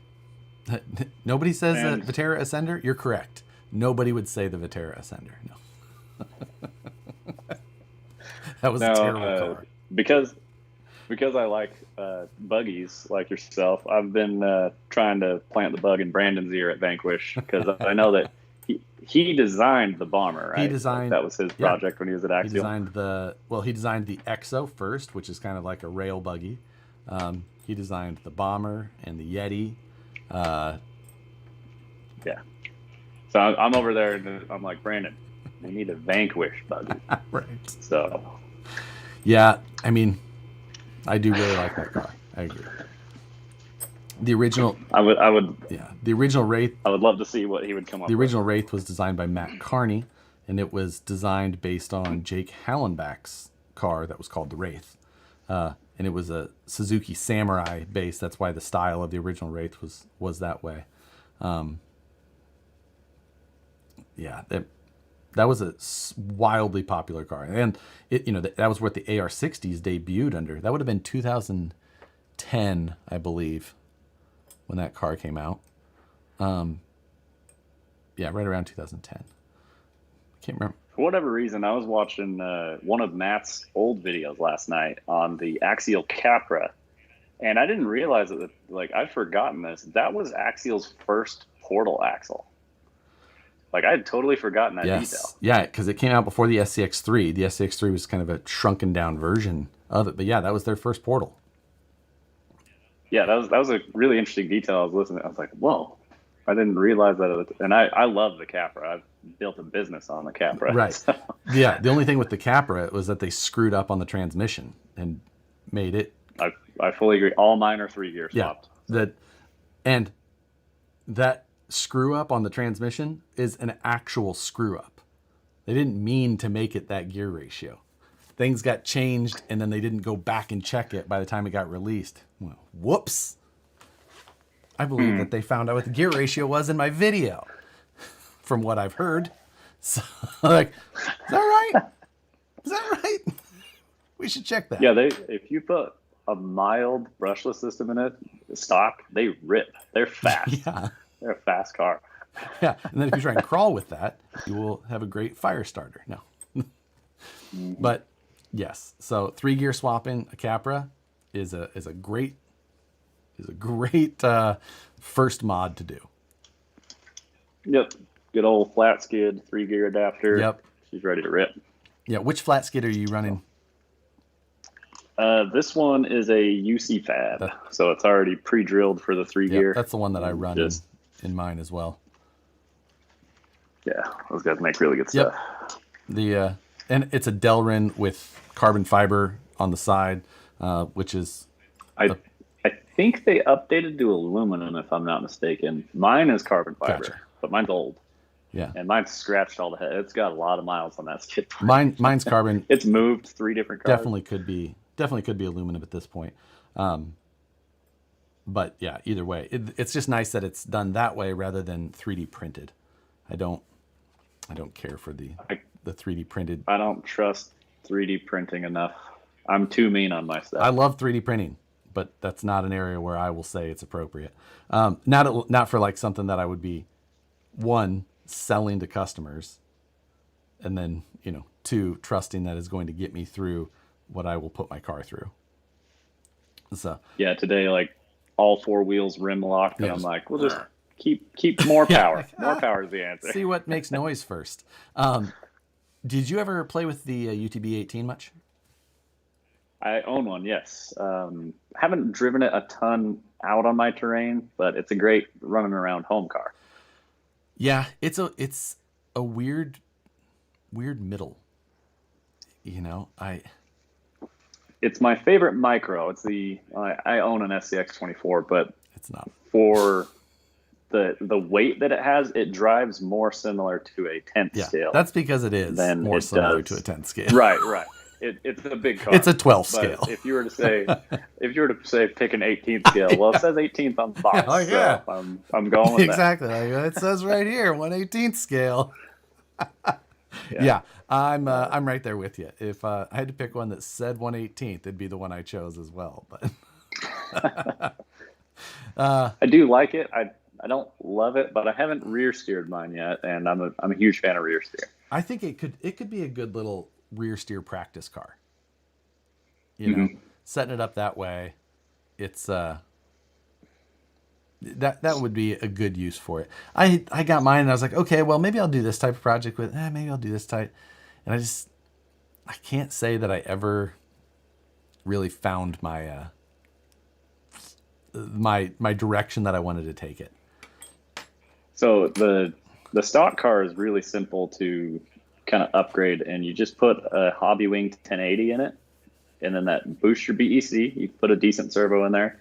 I've got a raw 400 in that thing, which just, if you flick the wheel, the whole car vibrates and moves across flat ground. And so that's the level of servo I like in my cars. And it boosts your BEC there, and then you're 3S capable. So from there, it's ready to rip. It's a good little car. It's a decent crawler. It's fun. Yeah, I had fun with mine out on the rocks as well. It's just, it's my problem is like when I go somewhere, usually I'm grabbing a car or maybe 2, and it's usually just not the one that ends up in my hands. So that's kind of that fight for me. It's like, what cars am I going to grab and walk out the door with? And that's the problem. teleguided says, I'm turning mine into a bugger as we speak. I think Matt did a great job with that little bugger conversion. I totally get that approach to it. I think that was done really well. We were talking about cars we saw by the fire. One of the guys that was there, I could look in Instagram because we chatted afterwards, but he had a Sand Scorcher build Sand Scorcher, bodied build that I was like, hey, is that the one that used to be orange and white? And he's like, yeah. I was like, oh, I tried buying that car. And he's like, yeah, I think Josh Rogers down in like Arizona had said he wanted it first so that you couldn't get it. And then I bought it from him. And I was like, okay, I get it. But, Matt's little bugger build is cool. But then I see that one. I'm like, oh, that one's on like regular axles. I'm like, I think I like that one better. So it's always just that trying to choose those paths. How many cars do I need? I think the limit is somewhere around 200. I'm pretty sure. I went and drove the moon buggy today, but then I also brought out my SCX6, and I'll probably throw that up on my bench real quick because I've made some big changes to it, and I think I had more fun with my SCX6 than my moon buggy today, which is really okay. So you've got the cliffhanger body on there. Yep, got cliffhanger. I went to brass knuckles and C-hubs. I guess I don't know how it's centered. Not at all. You can see it. Well, not on my side. I'll move it. I can do it there. There you go. So, yeah, but it's got custom painted body. That's by a guy up in Utah. His name's Donut Boy on Instagram. But custom bumpers to match the cliffhanger. And when I took the Jeep JL body off of this and swapped to the cliffhanger, I'm pretty sure I weighed it out and it was a 5 pounds weight savings. Because I took off inner fenders, I cut the sliders, took the whole body off, which is a monster. And this thing dropped 5 pounds by doing that. And then I put brass in the front axle. And now, like, the stuff this thing was pulling off, because I already really liked it before. Yeah. And then, I put a real servo in it. It's got a Beast 2000 in it now. And it will actually steer, which is quite nice. Super, super fun truck now. This thing's pretty wild with the stuff it'll do. And I ran it really hard today, and it drove all the way back to the truck. So that's good. Got a you don't want long video on this guy. No, and I got to the very end of the trail, and it's this ugly, craggly crack, and got a tire trapped in a hole, and I was trying the throttle through method, and like tires completely wrapping up, and I was like, I really don't want to carry this back. I think we'll probably call it at this point. You're gonna have to call recovery for that one. Which tires do you have on there? Those look like the Swampers. These are the Proline Super Swampers. Yeah, I can't get on board with that either. But driving it today, like, completely reignited like my interest in the SCX6. This guy's gonna be coming out a lot more with me soon. So super fun trucks. Yeah, my SCX6 is still really close to stock, other than a Beast 2000, and your picture size is jumping all over the place, so I keep trying to fix it. But anyway, I do love the SCX6. Driving it, and you can drive it. It's kind of like that conversation with like the MOAs or the supers, like.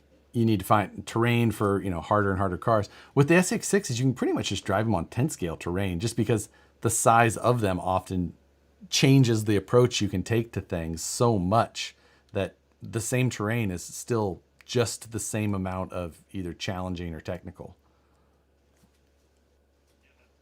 Yeah, that's one thing I like to do, is run the same lines, just because it is a different trail at that point. You're like, can I do that? And like, you drive over something else, you're like, oh wow, I didn't realize that was an option. Yeah. So I think they did a great job with that car. I still have plans to do something with mine. I'm not sure what route it'll go, if I want to do a buggy cage or what. That's kind of always been my plan with it, is take that stock JL hood and narrow it or remold it in a narrowed buggy version. There's a guy running around by the fire, I think his name, James Land Cruiser on Instagram. Yep. And he's got that metal kind of U4 style Yeah. SCX6. Full and width Jeep sick. body, That thing's beautiful awesome. cage, lots of lights. I see him usually over at the shift stuff. But yeah, it did a great job. I saw it last year by the fire, and it was absolutely great. This year, it was parked on top of a trailer of a guy who had 3D printed a C10 pickup body for the SCX6, but to like beautiful stock proportions. It looked really good. Automotive quality paint, full, beautiful, detailed drop bed. The interior was done perfectly. It was all printed out of ABS and sanded and smoothed and painted. I don't know what the guy's name was. Last year, he came and he had like 1/87th scale RC vehicles. And this year he brings this massive, beautifully painted, detailed 3D printed SCX6. Like, this guy doesn't know where to, like... He's still finding it. Yeah, I don't remember what his name was. I talked to him last year and this year. Super nice guy, but just a beautiful truck. And done in ABS, so it didn't melt in the sun either. That was one thing I kind of joked to them. They're like, that's 3D printed. I was like, I wouldn't park that in the sun. Like, no, that's ABS. Yeah. Yeah, no, I mean, he did everything right and just done so well. So beautiful. But it just like, the grill is this big. Like, it's a monster. I mean, because like, it's full width of that car. And it's not like a Jeep where the tires are outside. And there's no tires tucked in this thing. And it's so good. and they had the flatbed that was hauling the other car. It was super cool. And the flatbed was, a really was awesome done build. really well. Just, I mean, honestly, like between that and, there was another one that I looked at. No, it was a different one. But I couldn't believe that SCX6 didn't win. But that's always the problem with concourse at those events. Is like, and it's not necessarily the judge's fault. Like, there's just not enough time for judges to walk around, like, actually look at stuff. There just isn't. Because there was some absolutely amazing builds. And I heard there was 540 something cars entered. Yeah, into the concourse alone. Yeah. Which was just a sea of cars. You know, and then there was also the 124 scale, the 1/6, what was the guy, the same guy who had that Sand Scorcher build, he built a Winnebago, like toy hauler style, but or kind of a fifth wheel style. So great looking Winnebago, Tonka Winnebago, chopped the cab, way up, and then did a fifth wheel style mounting deck with a trailer that was hauling that other. I was like, oh, that looks so good. So good. And it was painted again with automotive, like bright blue, metallic paint. Unreal good. Speaking of car haulers and the concourse, immediately after the concourse at By the Fire, Red Cat did their release. The COE. What are your thoughts on that guy? That's a pretty wild truck. Like, I have no use for that type of thing. But man, I want it. It won't even fit on a shelf, but God, I need that. It's especially because they made it to where you can hook servos up and like actuate the suspension. It'll lay frame. Wild. Yeah, it fully set up. It's cantilever suspension. 2 servos in the center will actuate the front and rear, and it'll come in and just drop itself down. They killed it with that. That's I mean, the thing we haven't talked about is the thing we probably should have talked about was that Red Cat released LCG truck alongside it. So they did, and the only thing I really know about that truck is the price point, and that's real. Sorry, I'm hooking my charger up to my phone. The price point, but I haven't done my homework on it. I don't know enough about it. So it's $289 or $299 depending on the 2 bodies that you choose. One's a 2-piece cab and bed, and one's a 1-piece that doesn't have as much pinch or dovetail to it. But it's an aluminum comp style chassis. It's got a divorced forward motor mount and transfer case style. I believe the transfer case you can swap out gears to get underdrive. So overdrive, underdrive. It's got basically the Gen 9 axles under it. So, probably not my favorite axles of all time, but the overall, the price point to get into a truck like that, the options that it will have, they did a great job. And I mean, especially for the price point. I'm super curious to do one, and I'd love to do one with like full budget in mind, where you do, I mean, maybe a Fusion SE, so you're like $70 motor in ESC, and then just a decent servo in it, you know, something to get the wheels turning, and like cheap. I'd love to ad go run one of those and see how it does. A budget. Well, actually, it comes with a 35 kg servo, which is no slouch. That's a decently strong servo, and while it's not going to be fast, they did put a nice, I would say, you know, superior to most ready to run level servos. They went that far, so that was good. The ESC and motor's pretty standard. I think it's like something like a 43 turn or 37, something funky like that. I can't remember. I just browsing. So that, you know, was fine there. Wheels looked pretty, you know, they kind of had a style to it to fit the bodies, all that. Either way, yeah, doing some budget ads, which is definitely going to be the demographic style that they're going to, you know, probably be targeting with it, is good. So it's the first option like it in the market that's RTR. So good for them. Yeah, definitely interested to see how that how it shakes out.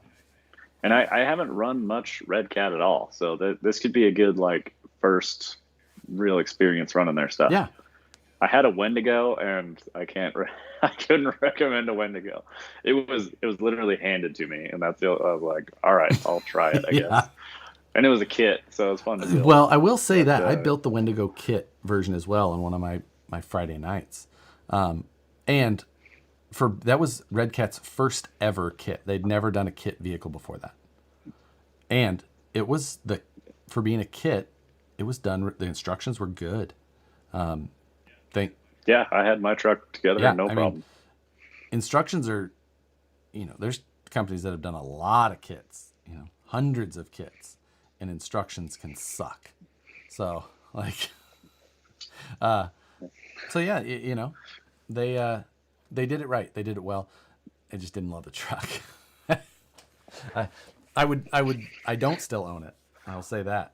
I think that I dropped that one off at the local hobby shop when I was done, and I said, "Can you guys sell this?" Or I said, "Sell this. Let me know what you got for it." Not even best offer, just an offer. Let me know what it is. I will. Just, I don't care.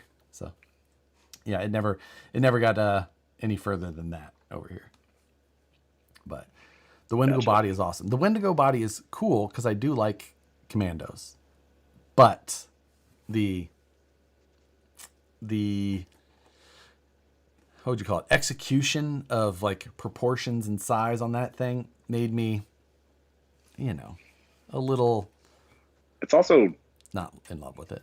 It's also really big. That's a big truck. That's exactly. That thing's like 8 scale. Yeah, it's bigger than a Wraith or Bomber. So. Mm-hmm. And the wheelbase is much longer for the big 2.2s. Like it's a big truck. Yeah, it's definitely going to be along those lines. So.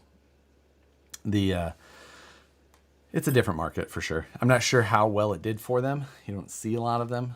I can't say that I've maybe ran across more than one or two that events are crawling. In my experience, vehicles that don't turn probably don't do well. The steering on that thing is not as strong. Which is kind of crazy. Like the you know, how long you been doing this now? If you did it, well, I mean, Wraith 1.9, what was that, like 2019, 18, 19? Yeah, somewhere in there. You know how much steering we used to be, if we could get close to like 40 degrees of steering with something, we were like, yes, this is amazing. Like if you just take and grind all the material out of these knuckles, if you get the aluminum ones and then you grind everything out and then you grind the dog bones, because there was no way it was going to have universals. If you grind these dog bones, they won't click so bad once they get up to around that 40. And now, we can get 50 degrees out of the box, and it's yeah. Oh Yeah, that's one of my favorite parts of my UC Fab moon buggies. I put F10s on it. I have 100 degrees of yeah, steering. because you can easily get Like, 50 degrees front and rear with if you take the and then steering like stops off. 20% overdrive, it'll just turn right around. With a shafty truck, it's wild. We used to have to do that with MOAs or. We're so spoiled by that stuff now. See, I had a Sportsman where the guy ground out the universal joints to turn sharper, but any point where that would be a benefit, it just bound up. It wouldn't turn. So I would turn it so far, and then it would just lock, and then I had to let off the steering, go forward, and then try and turn again. So like there was zero benefit to it. If you grind away to make more angle, it just locks up. Yeah. That the locking up like that, or just shattering them. Like, oh, I ground too much. Try it again. That was the demise of that. Is I was getting tippy, and I just tried to like blip the throttle to pull my front end out, and it just front end exploded. And I was like, well, guess we're done with those. Yeah, like, oh, okay, well, guess we'll find another set later. Yeah, the braking axle shafts. I remember when we were comping, like maybe 2008, 9, in the early days when we were comping, there was a couple of places in Kansas City we used to go to, like the Blue Springs Spillway or Longview Lake Spillway. We'd go, and it was all shotcreted riprap. So, which is a lot of what we had to crawl, but it was so high texture of the shotcrete stuff that we used to change tires before we would go there to less grippy tires so that we didn't break axle shafts and drive shafts and like, oh, we're going to the high grip place. Better put shitty tires on so I don't explode my entire truck. That's been my experience. The Proline G8s, if you go to a place like Horseman's, with the Ibex tires on my robot, they get too much traction. Like they will just lock onto stuff. And then same thing in the full size world with the competitors. If they go into a man-made concrete course, there are people who will take water out of their tires because there's too much grip. Because if you're trying to do a front burn and spin your tires, if your front tires have water in them, they control the vehicle, right, and it will just drag their car. It won't burn. It'll just pull the car. So they do some wild stuff like that too. Yeah. Which we're getting geared up for Trail Hero down here next week with the full size stuff. I'm really excited to go watch some buggies go out and push the limits. That's always fun. I wish I was able to make it to Trail Hero. I've got another show that I've got to go to down in Vegas that won't be allowing me to attend that one. But 2 hours away, man. You're right there. I know. Well, that's like I won't even be like I won't even be within that range while it's going on. I'll be in elsewhere. Such a pain in the butt. It's a busy time of year, but I really wish that I was able to make it down there. And we're finally getting a weather report, and it's looking like mid 70s all week. Like absolutely perfect. Yeah. Looking forward to that for sure. Yeah, that would be great. As long as you don't get the sudden wind dust storm that pops up. Well, unfortunately, the town is called Hurricane, and it's named that for a reason. And those rock formations exist for a reason, and it's called wind. And it can be brutal down there, man. Yeah, there's Chris Bass has done a couple almost viral videos, viral within the off-road community, where he does weather reports during the typical rainstorm that comes through, and it's just looks like a hurricane, just howling. He's shirtless and drunk. Sand Hollow weather report, and just screaming at the camera, but you can't hear him. Hilarious. Wind's blowing quite fiercely. Yeah.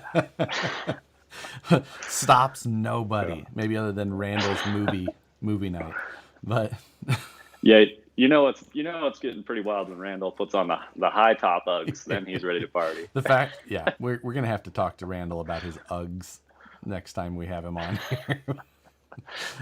Well, I think Cody made fun of him, and then he just laid into it, and now it's become Randall. Yep. He's like, nope, that's what I do now. But some pretty exciting news on that front is Randall and Cody Wagner are a team again, and Cody Wagner's got his new moon buggy coming out. All polished setup. Copper Wash, I think is what he's called. The old one was Pretty Penny, the new one's Copper Wash or something like Yeah. that. But the next generation and just way over the top build. Like, beautiful. It is a beautiful buggy. It will be cool to see. Cool to see it, back out there again. And yeah, it'd be nice that that Randall's going to be spotting again for Cody. I mean, I don't even think Cody drove Pretty Penny for the last couple years. So Well, did you ever hear what happened to him in his car at King of Hammers? I don't think so. So, from what I've heard is in the garage there, they move Pretty Penny around and they'll walk it on the outside of the car, and then he controls the pedals with his hands.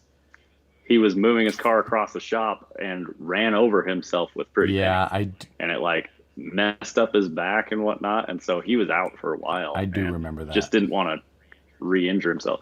But those front tires have 300 pounds of lead shot plus the car, and it's a 42 in a crawler. It's in low range. He's not a problem, So yeah, I feel bad for that one. That plus sucks. the fact that it takes forever to finish running over you, just going super slow. You're like, God damn it! Is this ever going to end? Yeah, there were multiple seconds where he was under the car. That's something I hadn't thought about. Feeling the tread block. The slowest. Just, man. You get to feel dumb for a while. It's like Austin Powers with the steamroller. Get out of the way. Yeah, Deadpool with the Zamboni. You're going to get killed with a Zamboni in like 5 minutes. Paul Shulman, thank you, sir. One more question. Is there a fantasy Vanquish truck you would like to see made, or does it already exist? I never end building trucks. There's always the next one. It's always the next one. And yeah, that's true with many things. Yep. Yeah, that's the hardest part. But yeah, there's always one, but it changes every single day. Like, ooh, you know what I like today is this one that I saw on Instagram. Like, let's build a version of this. Ooh, actually, look at this one. Do you think we could mass produce carbon fiber portals? Yeah, like just in general, like, okay, maybe they won't sue us. Like, I hear Porsche's pretty difficult. So, and yeah, it's like, hey, do you think the customer base would actually like a Porsche? The best thing is that, of course, the many people who do not watch my channel, understandably, like walk up to the booth like, oh, that blah blah blah blah. I actually had like a '60s VW that I'm like, that's supposed to be a Porsche. I said nothing. Yep. Let that one VW go. bug. I agree. It's fine. It's fine. If I were to answer that question, I already hinted at it. Is I'd love Brandon to just go all out, build us a buggy, portals, rear steer, Vanquish style. Yeah, that's what I want to see. That would be fun with like this question here with that's like the bodywork of a PT Cruiser. That'd be the best. Oh yeah, but it's got to be the SRT4 PT Cruiser. No, I want the convertible one, the real ugly butt. Okay, that's cream white. It's got to be cream wood white paneling, like, and then flame stickers. Yeah, just a little like the Mirth Mobile. I'm all for it. Let's you know what? I'm guessing that the PT Cruiser licensing fee is low. Ooh, a 4-wheel steered donk buggy. Ooh. I'm Red Cat. Yeah, that might be on Red Cat's horizon. Where is the Caprice donk, Red Cat? I saw a Caprice in the Red Cat's booth. I don't know where the body came from. It was a cop car. It was like 1980s Caprice hard body. Oh. And I was like, my brother had one. It was an 84 4-door Caprice Classic. And I was like, hell yeah. I want one of those. Chev. That's the move. I want it. Next month, those are sweet. Next month on SNU, J Concepts with a PT Bruiser. Yeah, that I can see that already. But it's gonna be something's gonna be just very wrong. Like the hood's gonna be twice as long as it needs to be. Are you gonna? It's a 6-door. Are you gonna pick up the megalithics?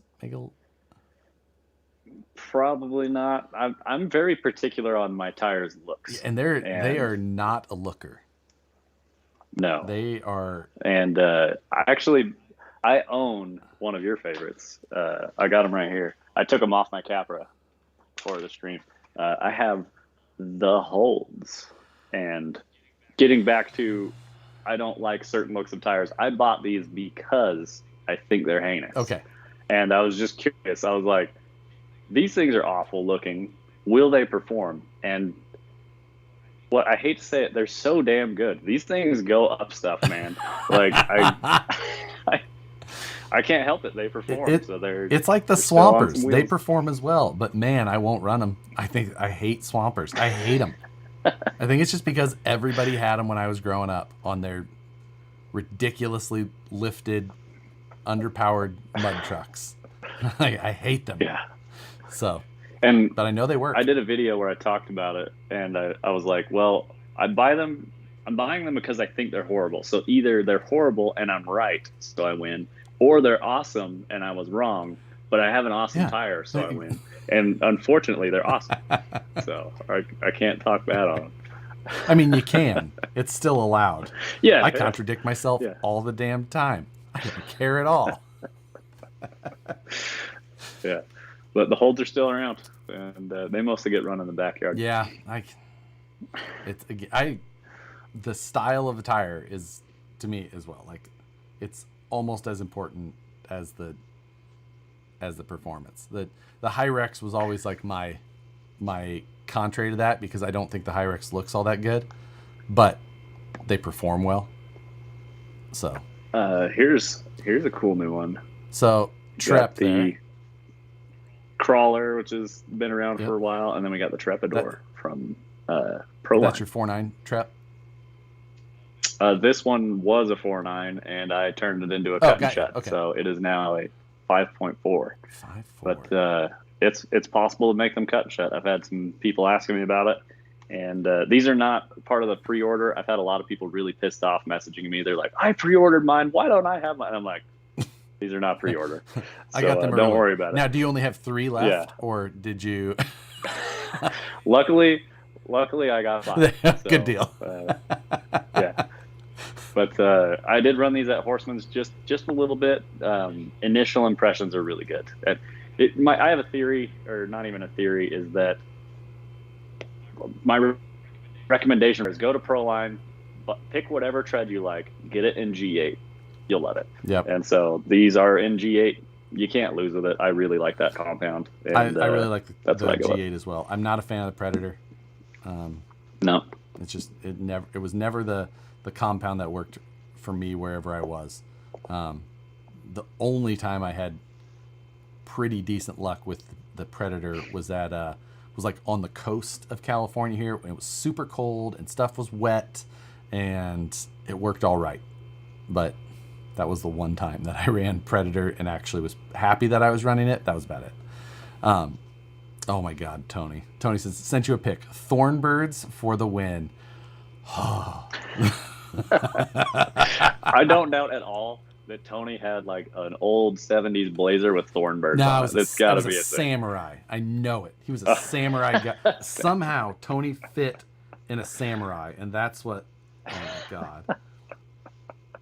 Well, the one that Tony just sent me is not from him. It's where he was. He was traveling for a wedding as well, and it's someone will have to correct me on the year, but it's an old van lifted on Thornbirds with some beautiful mural work on the side. I mean, oh, that's awful. Impressive. It's got the porthole window on the side, but it's actually a diamond, and not like just a 4-sided diamond, but like the flat top, like pretty impressive. We should bring the porthole back. That should be the new trend. We should do it. Alberto at Ampro Engineering produces a porthole window for the new Traxxas Bronco body. He put it in the side. He's like, it made that whole thing. Like, it's perfect. Like this is so much better than just a normal window back there. I'm like, oh, you're not wrong. So Did you catch the fun haver cruising around? There's a guy who was walking around the vendor show and had a really good looking fun haver. Briefly, I saw it go by and it looked really good. The size was way different than I expected, and I didn't know what it was on or where it came from, and I didn't have a chance to like stop and look. Did you get any details on that thing? Unfortunately, I have the exact same story. Yeah. But cool. It We're both looks really like good at this. he So. yeah, exactly. We've reported what we need to report. I was wondering if it was like one of those Yikong fun havers, but I was like, I think those are bigger, and then I continued on with my day. At By the Fire, I would guess that it's like a legit custom build. That's what I was wondering. I think he just finished Matt's work is what he did, I think. Yeah, I'd be interested to if anybody sees that on Instagram, tag me. I would be interested in seeing what was actually going on underneath it. It almost looked Twin Hammer sized. I'm not super familiar with Twin. I think those are a little wider. Freaking newbie. I know the tires had a good amount of poke. So, no. Did you ever get to experience the Twin Hammer? Mm-mm. It was a car that was like really close to being good enough to be really good. Like, if it would have been a little bit better in a few ways, then the aftermarket would have fixed it the rest of the way. But it was just far enough past on the other side where it was a bit of a pain, and there was some weird stuff here and there, and there was a bunch of like fixes that were like kind of okay for some things and not for others. But it was still fun to drive in the right situation. So, and then of course it got knocked off like 100 times. I was having some shower thoughts the other day and wondering if I could come up with a hammer ray that could crawl, and it'd be a dedicated crawler, not like a bull. Yeah, doing like, both. I wonder if you could stuff an SCX6 transmission into one and lock up the diffs. Getting pretty close. That thing is such a boat. That it'd be a big truck for sure. There's a couple of guys I've seen I think Tim from TRD Adventure. He took an SCX6 and just put a hammer ray body on it, if I'm not mistaken. Yep. I haven't cool. seen it. I've only heard about it. I need to go see it. I think he's got a video on it on his channel, or maybe just Instagram. I saw a hammer ray bodied SCX6 at By the Fire. Oh, really? Yep, and he had it in concourse, and really cool looking truck. I did not see it, but yeah, like other than swapping the salt, the hammer ray is so cool as it is. But I was watching the hot laps and I was like, man, that's the spot for that truck. That's exactly it. It's 30-second burst lap, running over some rocks real quick, and then just hauling ass over some doubles. Yep, that is exactly right. That is the place for that thing. Yeah. It's just deciding like where and when. It's a good it's a good 10th truck. Once you have yeah, that's right where I'm at. I've got 9. and that's the one. And that's why I have 10 of them. So because every 10 I have. No. Well, it's 8:00. We didn't talk about Formula One because I'm not versed in Formula One enough. I apologize. When you guys are like, okay, we'll see you. Yeah. This is my cue. I leave now as well. Which I appreciate. So your exit is here. Yeah. Since we're not talking about Formula One, thanks everyone. Thanks Thomas, Art Hoffer, Gunner, my meat belongs in your mouth, Nissen, Crawler Baller, Tom Havel, K11RC, Jeremiah Salberg, Rick Hayes, Paul Schulman. Thank you to all. Great show. Thanks Logan for the late notice reply. And appreciate the invite. Yeah. So until next, did you watch Flying Cars? Fail. Maybe. You would have remembered. It's too good to have forgotten. Yeah. Thanks everybody for watching. And next week, I may or may not be here. We shall see. Matt may have a guest though. So check back in. Next week, I may or may not be here. We'll see. just J.R. Lawson, thank you as well for the late one. Again, appreciate everybody, and we'll see you next time. See you. you guys.